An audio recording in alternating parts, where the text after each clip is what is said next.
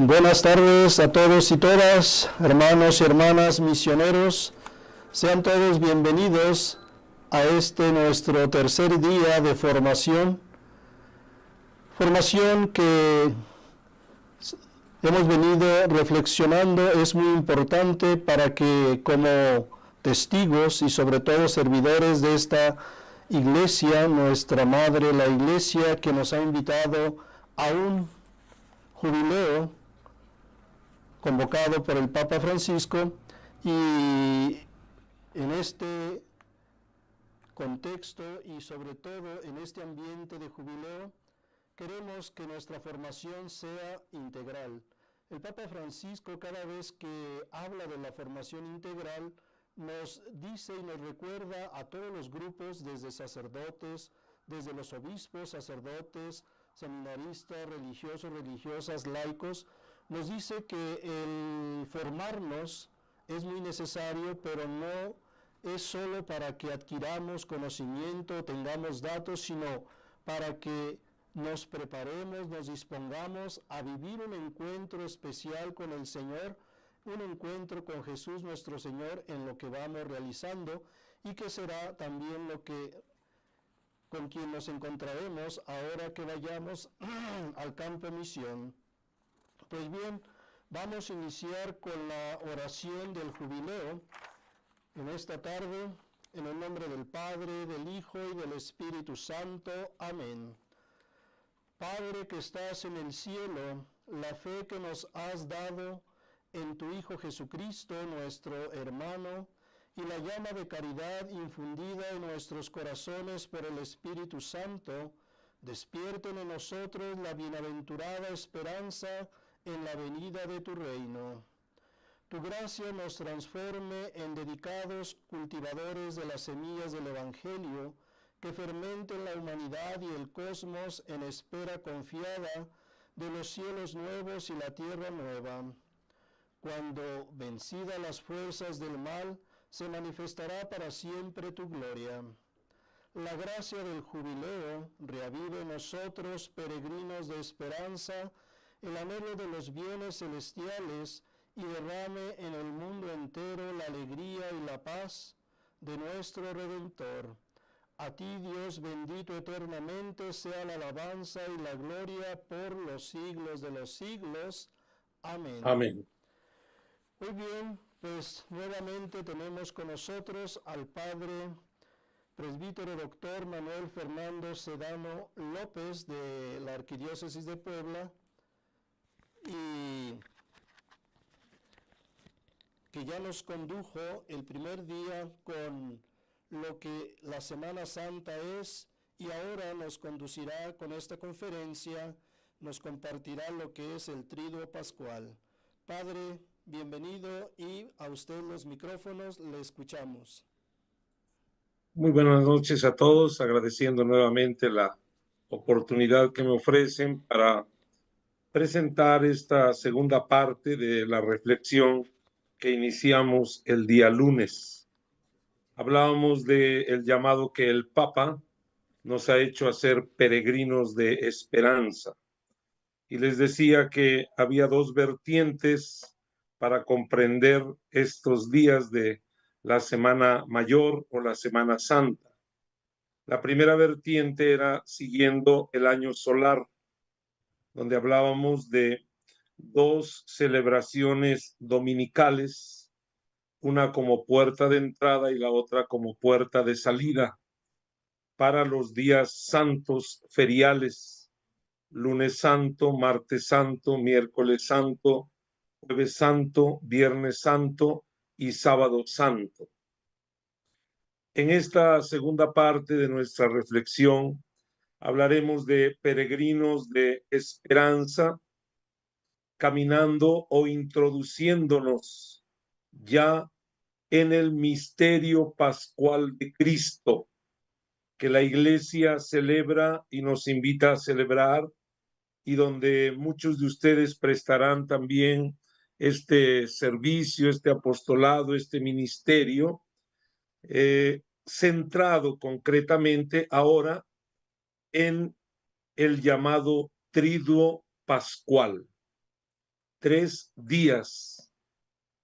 Cuando hablamos de triduo pascual, decía yo la semana pasada, no nos referimos al año solar, es decir, a la Pascua semanal o dominical, sino nos referimos ya concretamente a la Pascua anual, que la celebramos y la vivimos en el triduo sacro, es decir, 3 días sagrados.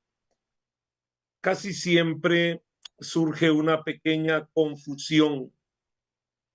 Incluso en algunos libros litúrgicos pareciera ser que no queda claro qué se entiende por triduo pascual.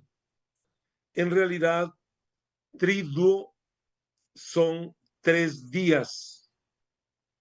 Pascual de Pascua, de paso. Y podríamos hablar que este triduo pascual nos presenta 3 misterios: la pasión, la muerte y la resurrección de nuestro Señor Jesucristo.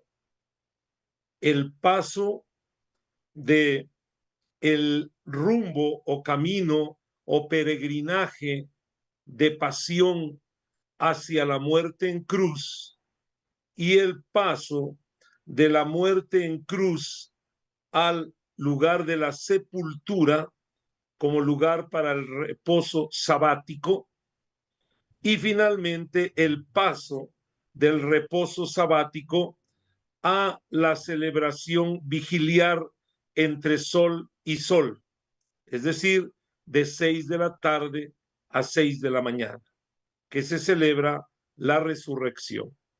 Siendo más concretos, pues, el día Jueves Santo, como lo dijimos ya en nuestra ponencia anterior, no forma parte del triduo pascual.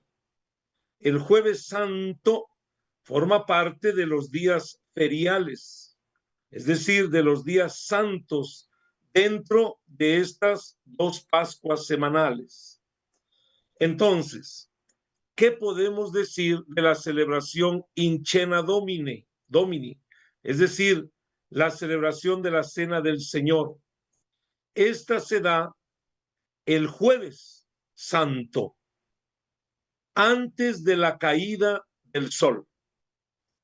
Podríamos decir que el Jueves Santo Jesús anuncia la entrega de su cuerpo y el derramamiento de su sangre. El Jueves Santo, antes de la caída del sol. Y cuando ya cae, digamos así, la noche, una vez que ha terminado la cena, Jesús sale al huerto de los olivos. Era de noche. Ahí comienza su pasión.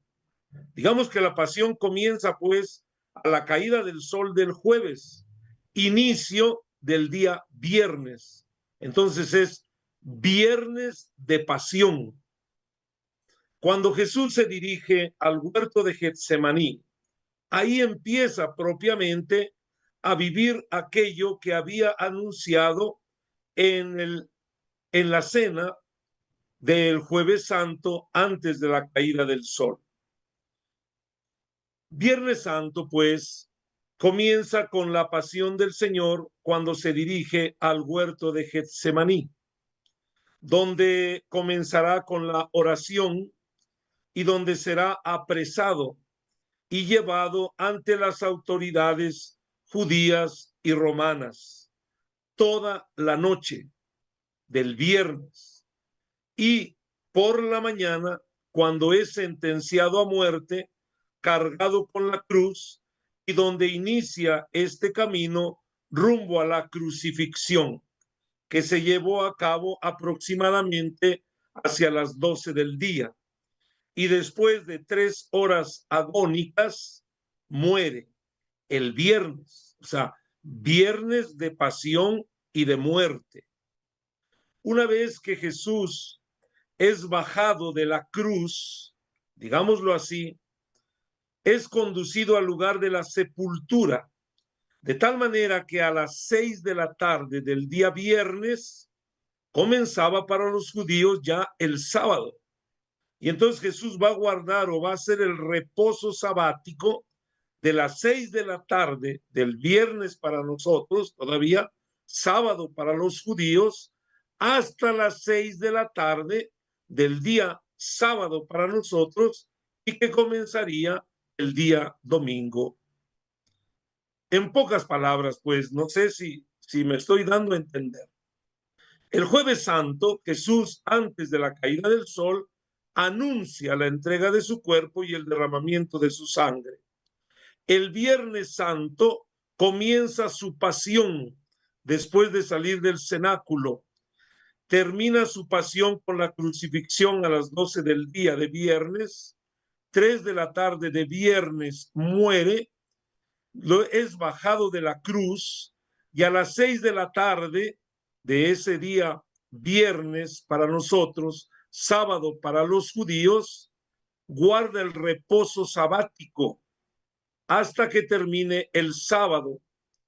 Y el sábado para nosotros a las 6 de la tarde comienza para los judíos ya propiamente el día domingo, donde en la vigilia pascual, desde que se oculta el sol hasta que sale del otro día, se lleva a cabo la resurrección durante la noche. De tal manera que a la mañana, a la aurora ya propiamente del día domingo, son las apariciones del resucitado a las mujeres, después a los apóstoles y por la tarde a los peregrinos de Maús. Viernes de pasión, sábado de reposo, vigilia pascual de resurrección. Ahora vamos a tratar de explicar estos 3 días. ¿Cuál es la teología litúrgica de cada uno de estos días? Y al mismo tiempo descubrir cuáles son las celebraciones que propone la liturgia de la Iglesia para hacer memoria de estos misterios de la pasión, muerte y resurrección de Cristo, que son los misterios centrales y que llamamos el Triduo Pascual.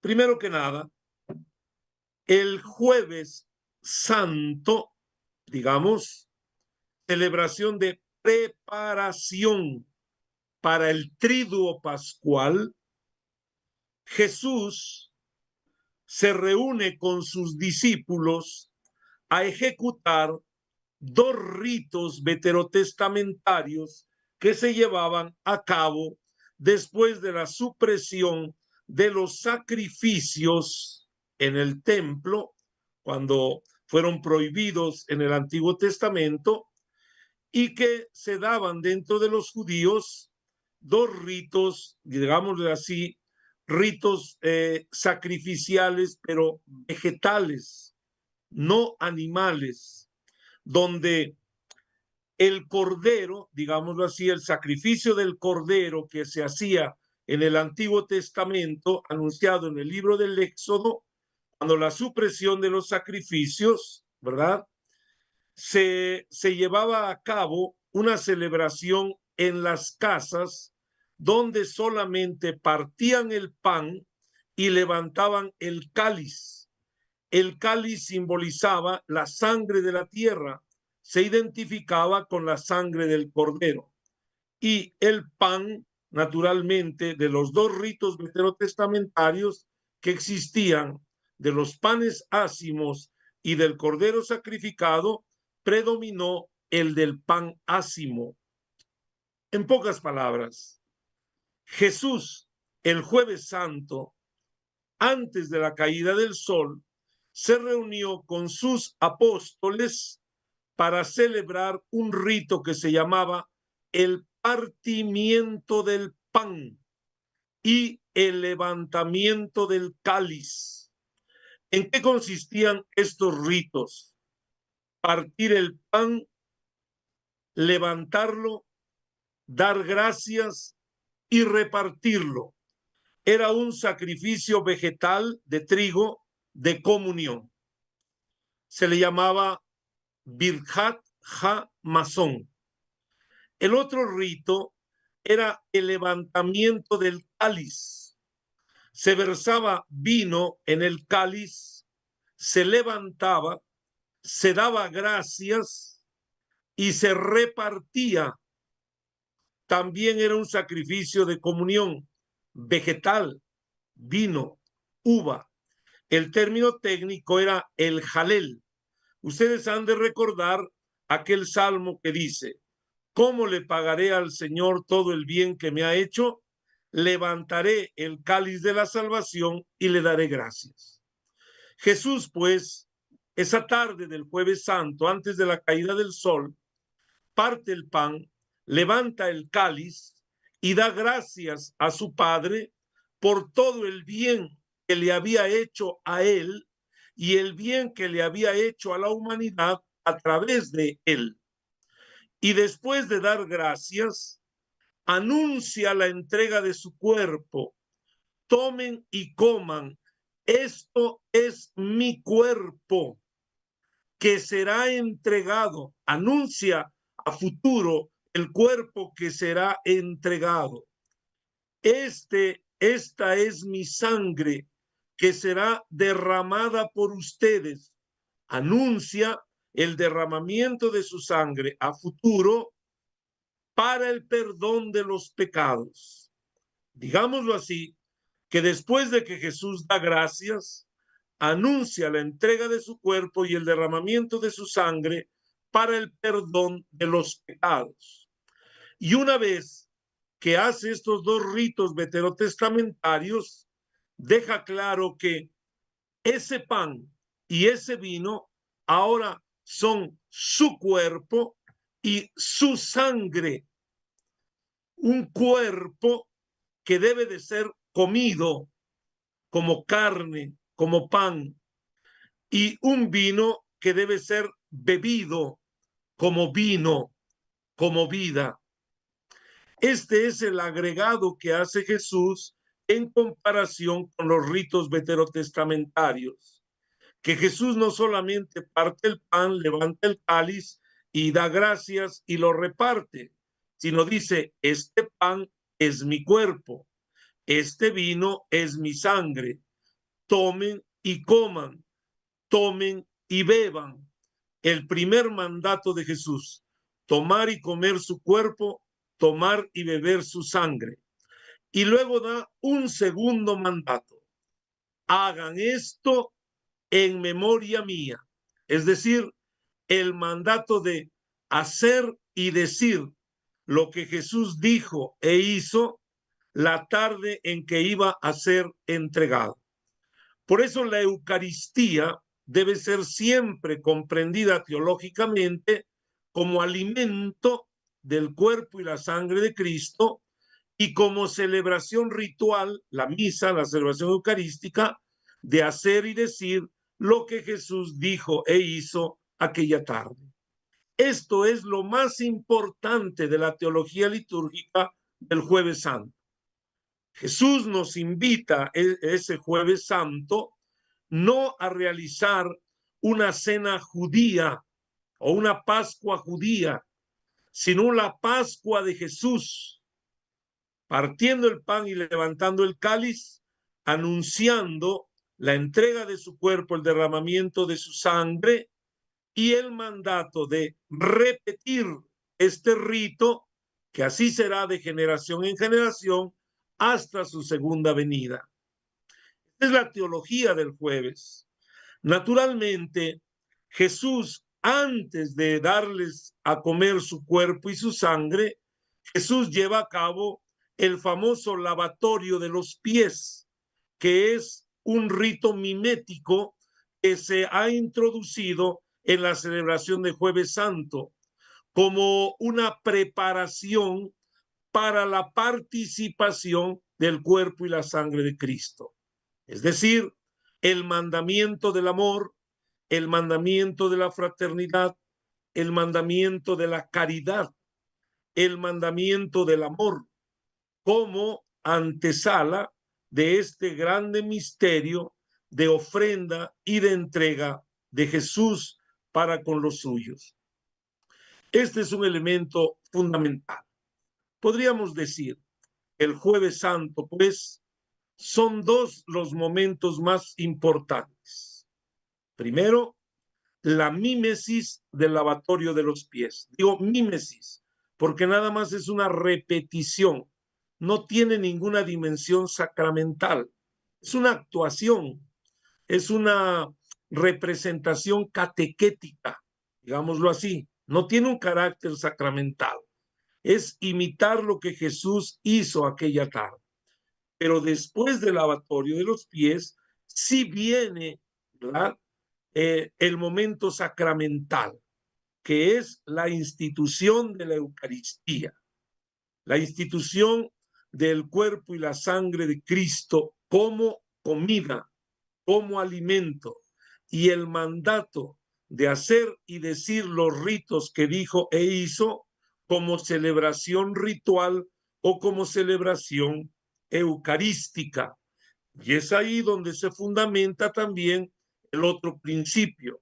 No solo la institución de la Eucaristía como alimento o la Eucaristía como celebración ritual, sino la institución del orden sacerdotal, que será el encargado de llevar adelante esa acción ritual, esa celebración eucarística, para que haciendo y diciendo lo que Jesús dijo e hizo, se actualice el misterio de la entrega de su cuerpo y el derramamiento de su sangre para el perdón de los pecados. Por eso Pablo en la carta a los Corintios dirá, y cada vez que comemos de este pan y bebemos de este cáliz, anunciamos tu muerte, Señor, hasta que vuelvas. Es esa reiteración sacramental de lo que Jesús dijo e hizo, esa actualización de la entrega de Jesús, del derramamiento de su sangre para el perdón de nuestros pecados, y que se continúa hasta su segunda venida. Esta es la dimensión, digámoslo así, teológica del Jueves Santo, que todavía no forma parte del Triduo Pascual, pero que es una celebración introductoria. Por eso, aunque sabemos de la importancia de la celebración eucarística el Jueves Santo, no es la más importante del Triduo Pascual. La más importante es la Eucaristía de la Vigilia Pascual. Esa es la más importante. El jueves tiene su valor institucional, como lo acabo de decir, institucional de la Eucaristía, institucional del orden sacerdotal, esta grandeza del misterio del amor como condición o como antesala para la comunión, digamos, con Cristo y con los hermanos, pero la celebración más importante del Triduo Pascual, pasión, muerte y resurrección, será la de la Vigilia Pascual. El día Viernes Santo, digámoslo así, es el día de la ofrenda de la vida de Jesús. Hay que poner atención aquí porque a veces pensamos que el Viernes Santo la vestidura litúrgica debe ser morada. No es morada. No celebramos a un difunto. No celebramos en realidad la muerte. Celebramos la ofrenda del mártir del Gólgota, la ofrenda de la vida, la voluntaria aceptación del proyecto de Dios de parte de Jesús, donde Él ofrenda su vida por nosotros.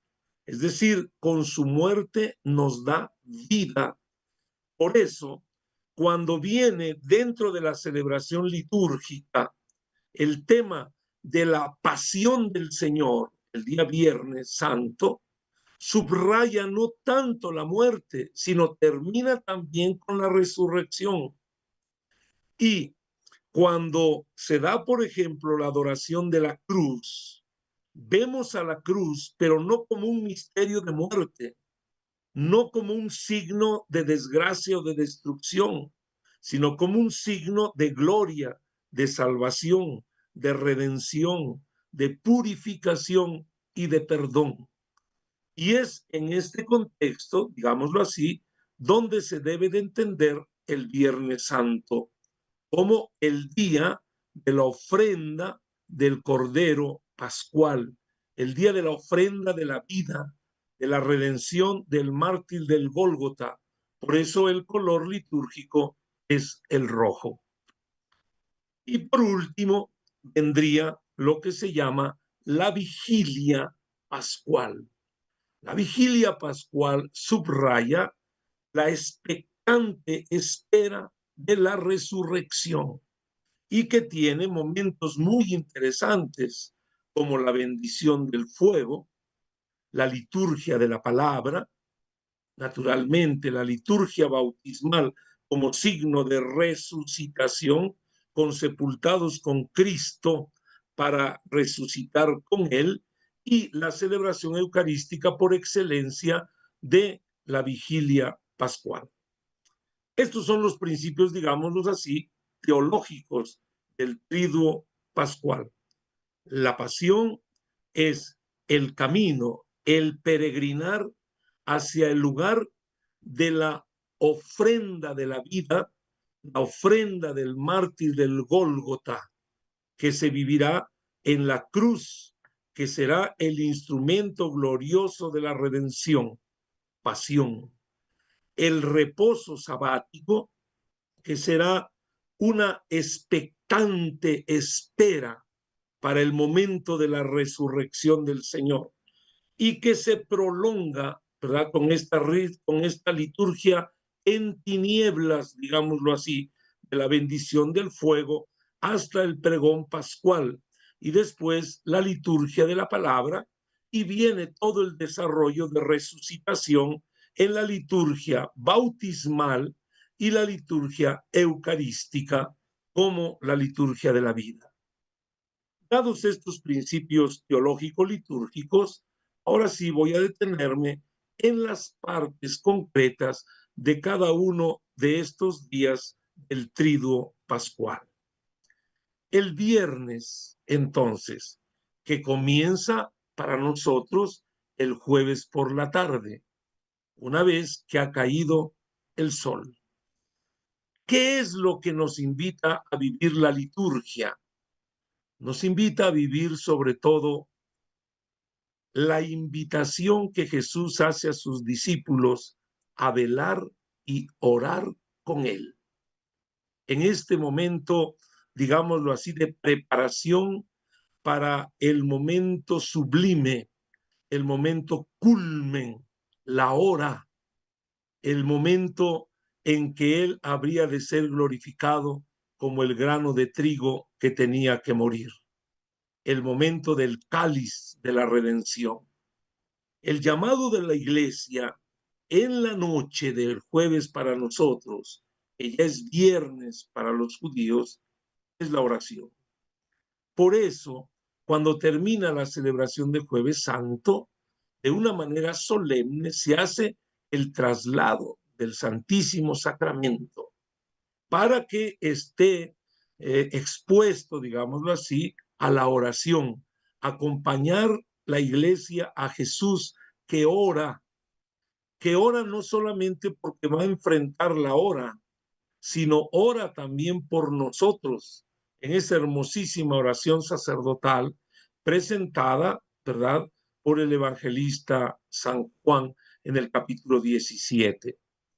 La invitación a la oración, esto es lo más importante desde el punto de vista litúrgico, ¿verdad? Una oración que se pide sea solemne por lo menos hasta las 12 de la noche.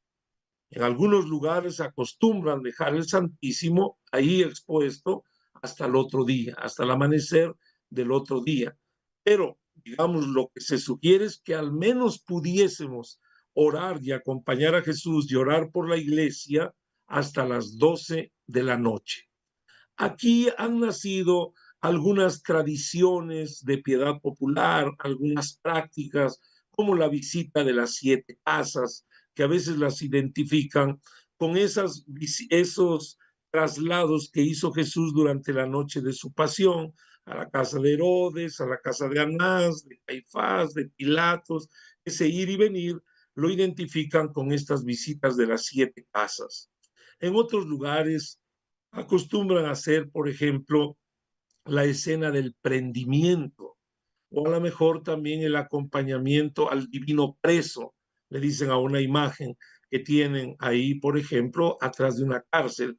Estas son prácticas de piedad popular, son muy buenas, hay que promoverlas. Naturalmente hay que ponerles el elemento evangelizador. Esto es muy importante, pero nunca, nunca estarán por encima de la acción propiamente litúrgica. Esta exposición, digamos, del Santísimo y esta invitación a una oración comunitaria de iglesia de los discípulos del Señor. Esto, les digo, es en la noche. En algunos lugares se hace toda la noche, sino al menos solemnemente hasta las 12 de la noche. Al otro día, de viernes, tenemos prácticas piadosas, devocionales. Por ejemplo, la del rezo del Santo Vía Crucis, donde normalmente hacemos las 14 estaciones, porque no hay camino de la cruz si no termina la resurrección. Esto es importante. Ya les dije que en la pasión del Señor, el viernes, se lee la resurrección también. No termina con la crucifixión. En el momento de la muerte de Jesús nos ponemos de rodillas, pero no termina ahí la narración. Continúa con la resurrección, aguardando el momento de la resurrección. Entonces, el viernes en la mañana es un momento que se presta mucho para las prácticas de piedad popular o de devoción popular. Estoy hablando del rezo del Santo Vía Crucis, estoy hablando de la procesión de las tres caídas, como les llaman en algún lugar. Hay lugares donde acostumbran el sermón del encuentro de Jesús con la bienaventurada Virgen María, la cuarta estación le hacen mucho hincapié.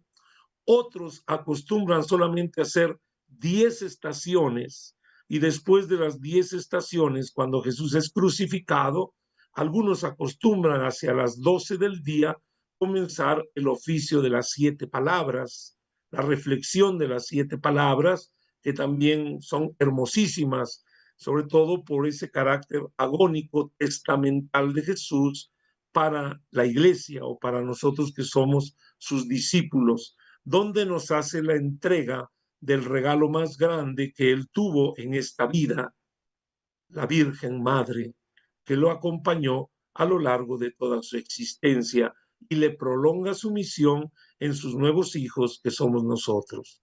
Estas son las prácticas de piedad o devoción durante la mañana, normalmente hacia la media tarde. En la tarde, ¿verdad? En la tarde ya se llevan a cabo algunas celebración o se le llaman más bien oficios litúrgicos, porque en sentido estricto no es una celebración sacramental. Incluso esta podría serla un laico, porque no es una celebración eucarística. Sabemos que Jesús está muerto. No se, no se tiene que comulgar el cuerpo y la sangre de Cristo como fruto de una celebración eucarística, sino se distribuye la comunión que pudo haberse reservado como presantificado desde la tarde del Jueves Santo. Pero estos oficios son importantísimos porque son oficios litúrgicos, o sea, tienen el carácter, digámoslo así, sacramental, tienen el carácter litúrgico, comunitario, que están por encima de las prácticas piadosas o devocionales de nuestra gente. En estas celebraciones, ¿verdad? U oficios litúrgicos, tenemos primero la liturgia de la palabra. Sobre todo, se centran en la pasión del Señor. El siervo doliente, presentado por la primera lectura en el texto profético de Isaías, ¿verdad? La segunda lectura, sobre todo en esta dimensión, digamos, de la crucifixión de Jesús, la, de la carta a los hebreos, que tiene, pues es una relectura prácticamente de los dichos y hechos de Jesús, pero en clave sacrificio sacerdotal. La donación de su cuerpo, de su vida en el altar de la cruz, como el sumo sacerdote por excelencia.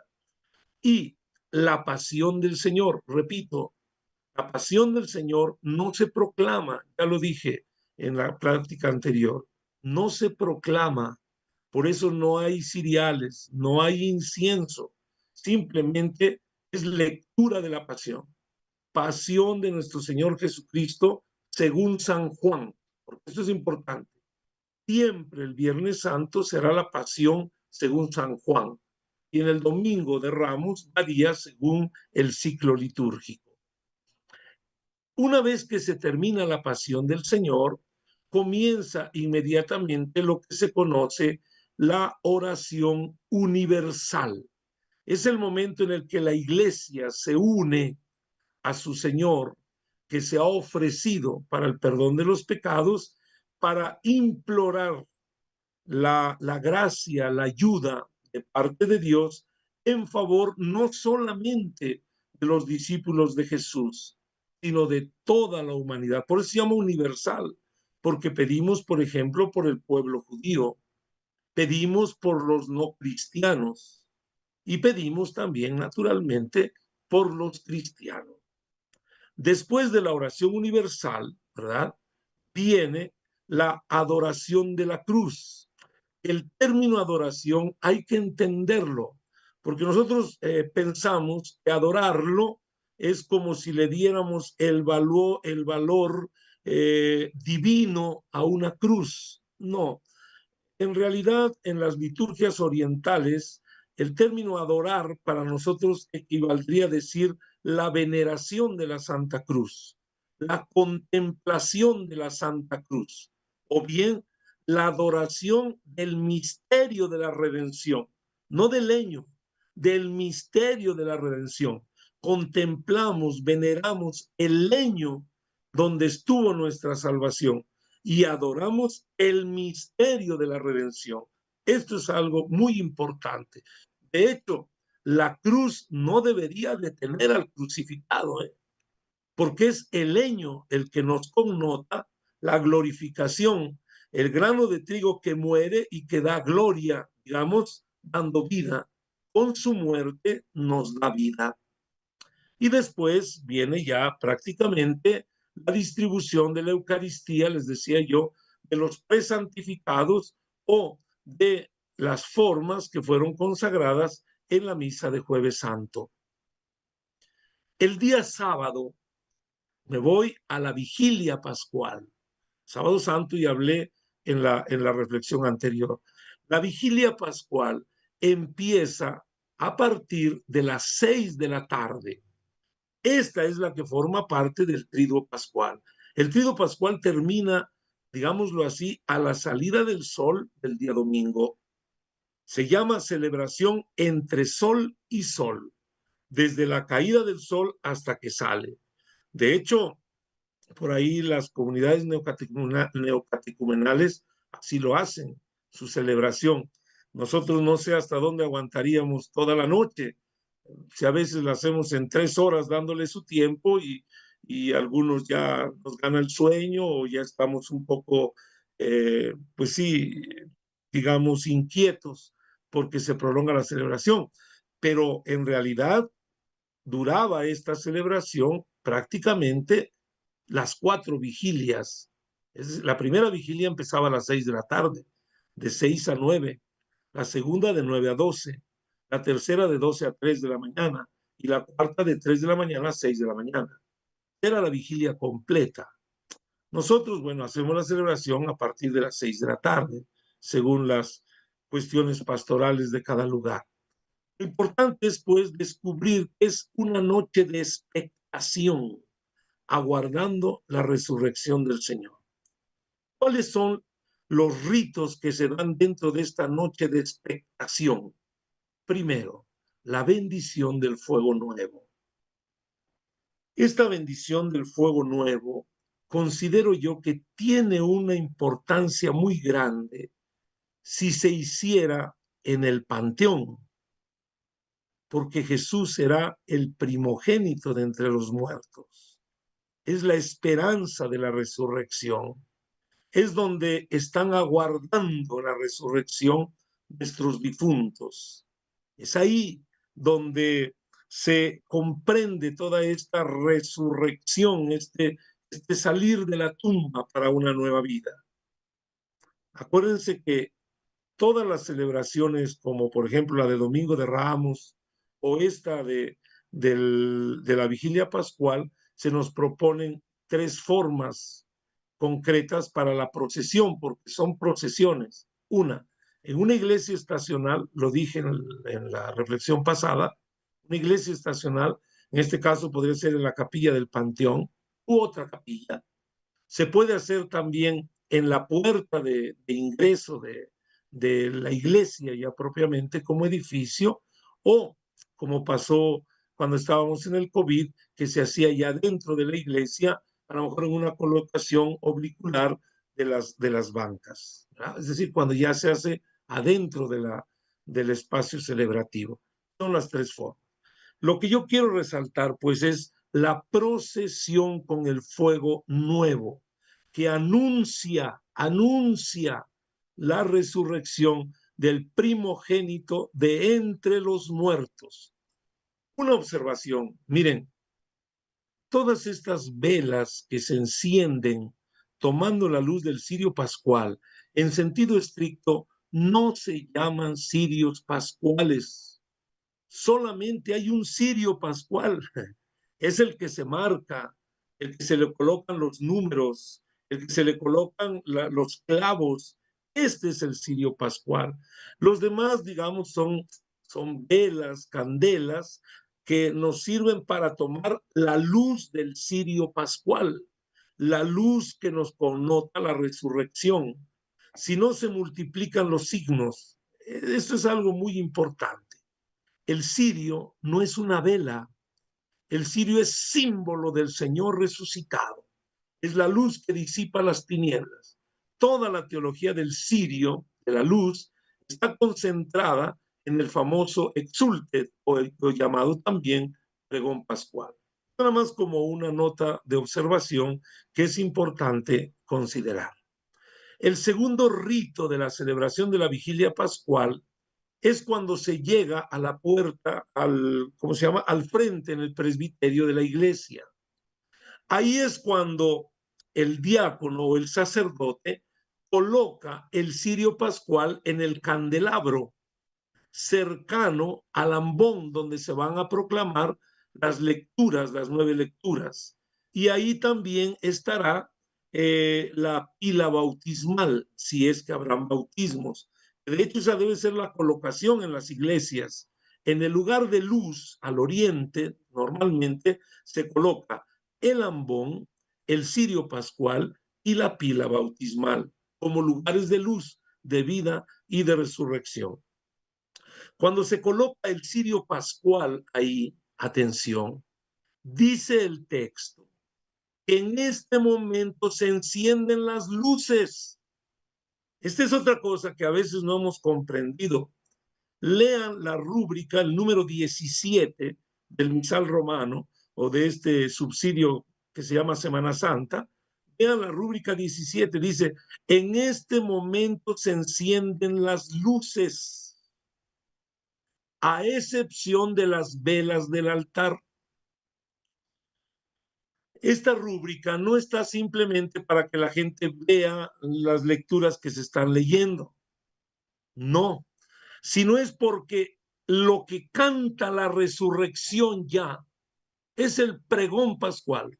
Ese es el momento de la resurrección, el exultet.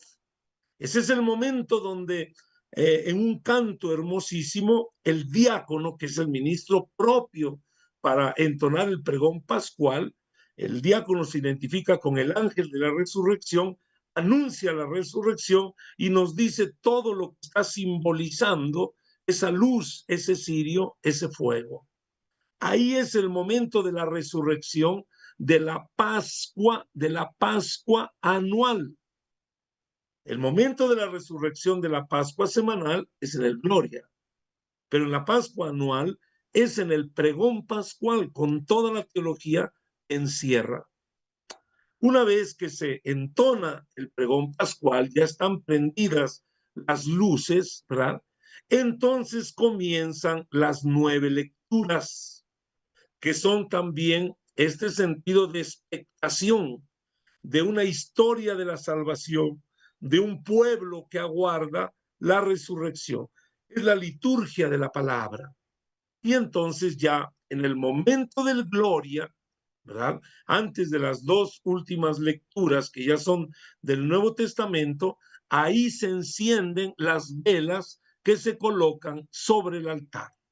Así lo manda la rúbrica, nada más de que nos hemos quedado ahí con elementos a veces secundarios. Incluso, perdónenme lo que voy a decir, pero a veces le damos tanta importancia al momento del gloria, que suele ser el momento en el que adornan un Cristo resucitado y le ponen ahí cambio de luces y le echan pétalos de rosas y confeti y a veces unos movimientos para que suba o salga de una tumba. Se vuelve como un momento así como teatral, espectacular, como de Hollywood, una cosa así. Y se olvidan del cirio pascual. Es el símbolo del Señor resucitado. Pareciera ser que pasa a segundo plano. Incluso cuando uno entra a una iglesia durante la cincuentena pascual, lo primero que ve uno es al resucitado. No tengo nada con la imagen del resucitado, pero vemos la imagen del resucitado ahí con todos estos elementos y el cirio pascual apagado. El cirio pascual es el que debería estar encendido toda la cincuentena pascual, porque es el que está anunciando la luz que no se apaga al resucitado. El gran domingo, les dije en nuestra reflexión anterior. Entonces, atención con estos símbolos y con estos signos. Las velas son significativas. El cirio es símbolo de Cristo. Tiene un mayor valor teológico el cirio. Después del pregón pascual y la liturgia de la palabra, naturalmente viene el canto de gloria, se colocan las velas, etc. Después de una breve homilía, comienza ahora la bendición del agua bautismal, cuando van a haber bautismos. Hay que distinguir el agua bautismal del agua lustral. El agua bautismal es para si van a haber bautismos o si se hace la bendición del agua bautismal para los bautismos del otro día. En cambio, la bendición del agua lustral es la que conocemos como agua bendita. Es un agua que purifica, que limpia, un agua que exorciza, el agua bendita. Y son 2 oraciones distintas. Lo que se bendice a la gente es el agua lustral, el agua que limpia, que purifica, el agua que bendice. Lo que se bendice en la pila bautismal se llama agua bautismal, así se llama. Después de esto, que normalmente viene precedido de la letanía de los santos, es propia de la liturgia bautismal, ¿verdad? Se llevan a cabo los bautismos. Es preferente que los bautismos, ¿verdad?, sean para adultos. Considero que a veces la presencia de los niños nos puede distraer. Lo ideal sería el bautismo de adultos. De hecho, la vigilia pascual así fue desde los orígenes. Era el punto de llegada del catecumenado. Ahí es donde eran purificados con el bautismo, crismados con el santo crisma, tomados de la mano e introducidos al aula eucarística, donde los recibía el cuerpo místico de Cristo, que es la iglesia, y comían el cuerpo y la sangre de Cristo. Esta liturgia es la liturgia de la iniciación cristiana, es la liturgia de la madurez iniciática. Tiene un carácter hermosísimo, evangelizador, pastoral y teológico. En esta liturgia bautismal, les digo, hay que darle preferencia a los adultos, ¿verdad? A los que terminan su iniciación cristiana, etc. Si no hay, se hace el rito de bendición del agua lustral. El agua lustral se bendice y esta agua es para bendecir, que normalmente después de la bendición del agua lustral se hace la renovación de las promesas bautismales y se rocía a toda la comunidad. Es el momento también que hace memoria del día en que fuimos consepultados con Cristo para resucitar con Él. Y por último viene la liturgia eucarística. Es el punto culmen, el punto de llegada, digamos, de todo el triduo pascual, porque es en la comunión eucarística donde nosotros alcanzamos la plenitud de las gracias propias de estos 3 días santos: pasión y muerte, reposo sabático y la celebración eucarística o la participación eucarística de la vigilia pascual. Estas son como las partes, digámoslo así, más importantes de estos 3 días o del triduo pascual, que siguen no el año solar, sino el año lunar. Recuerden que el triduo pascual tiene que ser en el siguiente plenilunio, al equinoccio primaveral. Por eso a veces cae en marzo, a veces cae en abril, porque sigue el año lunar, la luna llena. En cambio, los domingos siguen el año propiamente solar. Pues estas serían como las cuestiones generales. Si hubiese alguna duda, alguna pregunta ya en cosas concretas o de rúbricas o de fórmulas ad libitum o de principios teológicos litúrgicos contenidos en los prenotandos de nuestros libros o en la IGMR, la Institución General para el Uso del Misal Romano, quizá en este momentito de foro podríamos aclararlos. Muy bien, gracias Padre Fernando por esta rica conferencia que nos ilumina, nos llena así de datos y sobre todo de acciones que debemos poner en práctica y poco a poco ir corrigiendo ciertas prácticas que nos van alejando de lo que la Iglesia quiere que vivamos en estos días santos, sobre todo en el triduo. Tenemos 2 cuestiones por aquí. Dice Josby Marisol: el Viernes Santo se reza la 15ª estación, la resurrección, o solo hasta la número 14. Sí, comentaba yo que la misma pasión, la lectura de la pasión no termina con la muerte, se prolonga hasta la resurrección, o por lo menos el aguardo en la sepultura, la expectación de la resurrección, porque en realidad el camino de la cruz no termina en la cruz, se prolonga hasta la resurrección. Nosotros no celebramos a un muerto en el triduo pascual, celebramos al resucitado. Y normalmente nuestras celebraciones no terminan en la muerte. Teológicamente dan el paso de la muerte a la resurrección. Entonces, como rezo piadoso del Vía Crucis, ¿verdad?, tiene 15 estaciones. Eso sería lo ideal, hacerlo. Cuando lo hacen independiente de las 7 palabras, por ejemplo. Si van a hacer el sermón de las 7 palabras, yo sugiero llegar a la estación número 10, donde Jesús es crucificado, y ahí hacer el sermón de las siguientes palabras.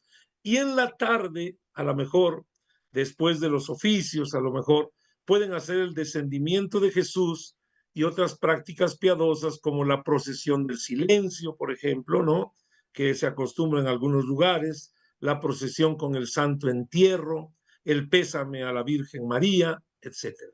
Eso sugiero que después, digamos ya en la tarde, ¿verdad?, sea el descendimiento de Jesús para llevar a cabo las restantes estaciones. Muchas gracias, Padre. María Guadalupe Molina pregunta: durante la procesión,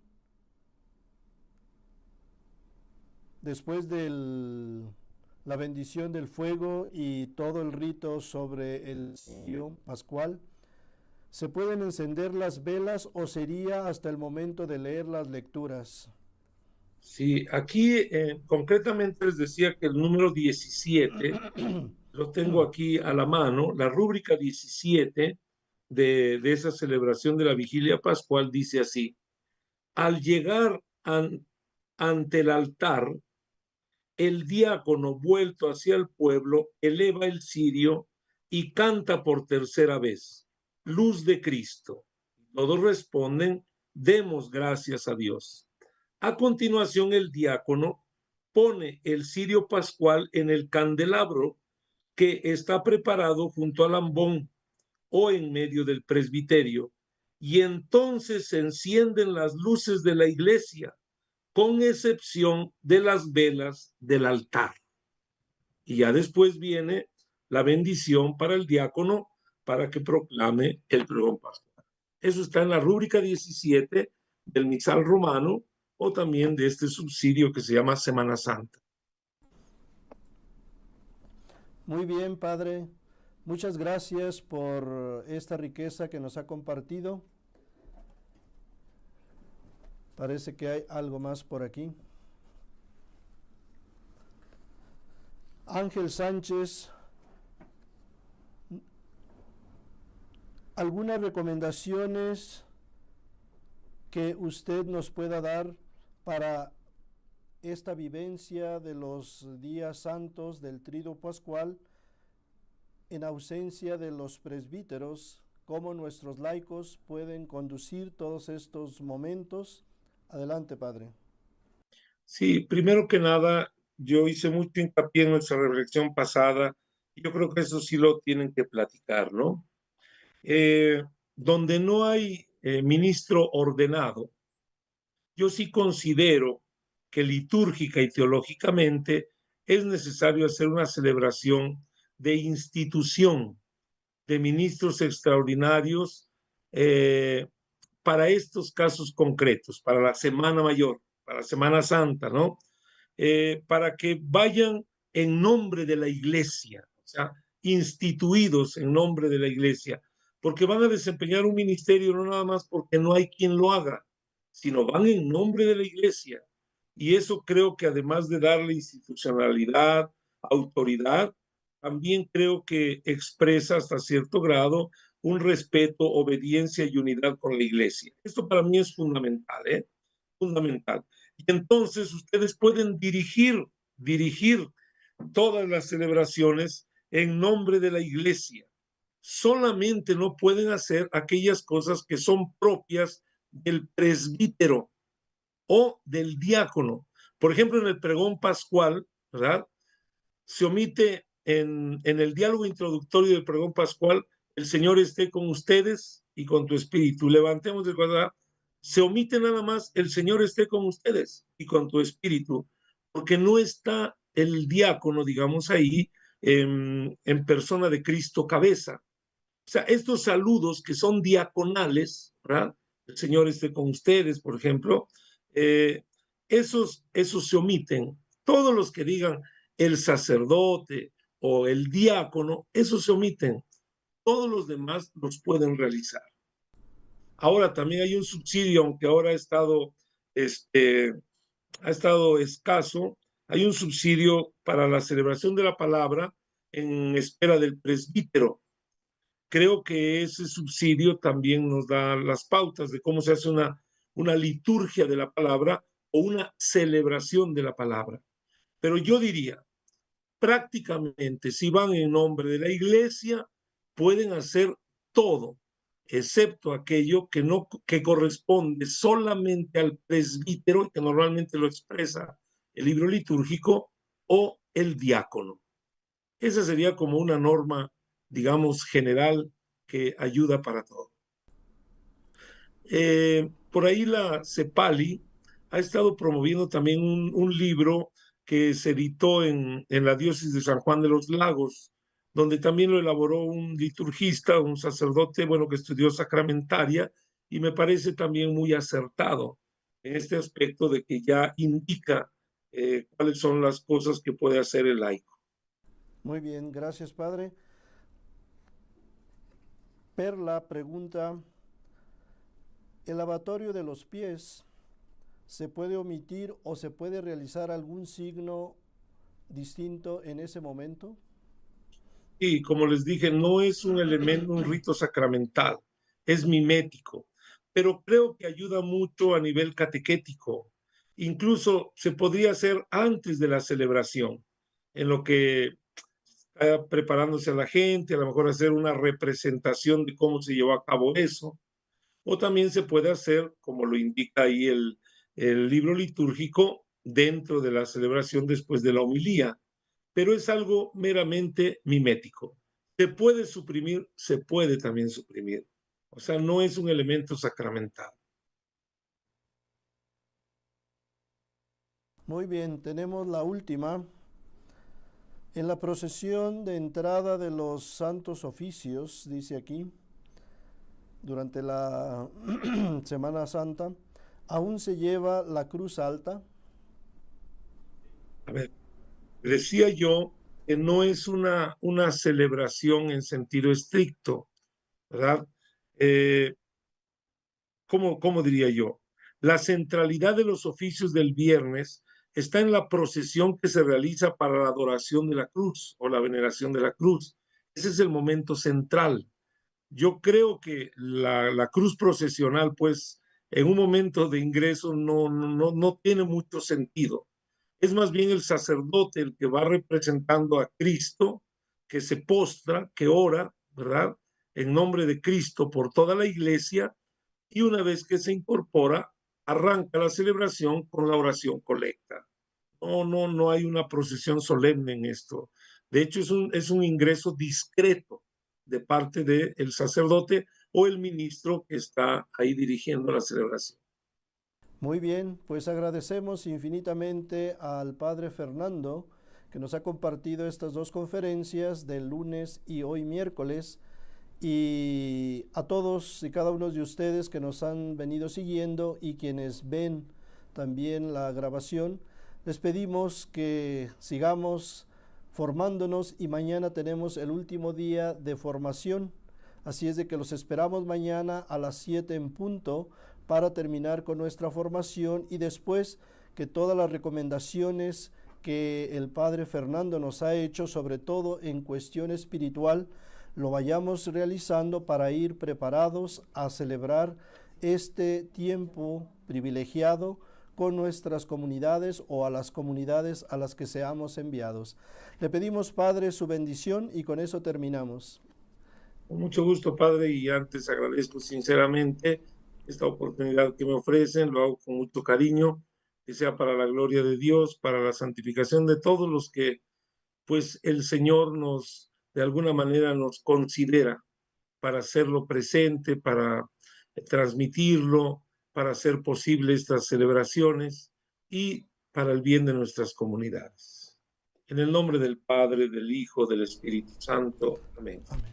Dios Todopoderoso y Eterno, te damos gracias porque nos permites profundizar cada vez más en estas cosas de las que tú echas mano para hacerte presente en medio de nuestro pueblo. Ayúdanos a ser dóciles a tus enseñanzas. Toma nuestra vida, nuestro corazón, que nuestras palabras sean tus palabras, que nuestras acciones sean las tuyas, que prolongues tu presencia en el mundo a través de nuestra entrega generosa, sobre todo en la docilidad, en la obediencia, en la humildad. Permítenos ser instrumentos tuyos en medio de nuestros hermanos. Te lo pedimos a ti que vives y reinas por los siglos de los siglos. Amén. Amén. Y la bendición de Dios Todopoderoso, Padre, Hijo y Espíritu Santo, descienda sobre ustedes y permanezca para siempre. Amén. Amén. Bendigamos al Señor. Demos gracias a Dios. Amén. Muchas gracias, Padre. Buenas noches, estamos en contacto. Gracias Buenas noches a todos, bendiciones, y nos vemos mañana a las 7. Gracias, buenas noches. Hasta luego.